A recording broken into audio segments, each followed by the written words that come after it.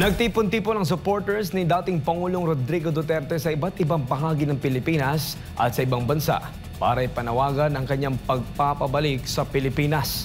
Si MJ Mondihar magbabalita. Sa sama-samang panalangin na lamang umaasa ang mga taga-suporta ni dating Pangulo Rodrigo Duterte para siya makabalik sa bansa. Noong July 19, sabayang sinagawa sa iba't ibang panig ng Pilipinas at ibang lugar sa mundo ang isang malawakang prayer rally. Sa Davao City, daang-daang supporters ang dumalo sa pagtitipon. Nagkaroon din ng motorcade para ipanawagan ang pagpapalaya kay FPRD. Sa Talisay City, Cebu, ginanap ang pinakamalaking prayer rally sa Visayas. Dumalo rito si Cebu Governor Pamela Barecuatro at ilang personalidad. Sa Metro Manila, isinagawa ang pagtitipon sa PDP Laban Headquarters sa Maynila. Dumalo rito ang mga opisyal, mga miyembro at key personalities ng partido. Father, we thank you so much for this time, O Lord, that Filipinos are uniting to pray for our country and to pray for Tatay Digong.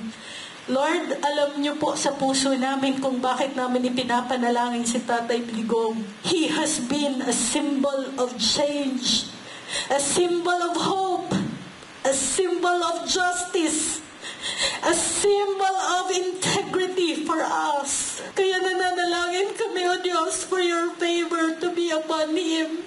Bukod sa Cebu, Davao at Maynila, sabayang isinagawa rin ang mga pagtitipon sa iba't ibang bahagi ng bansa.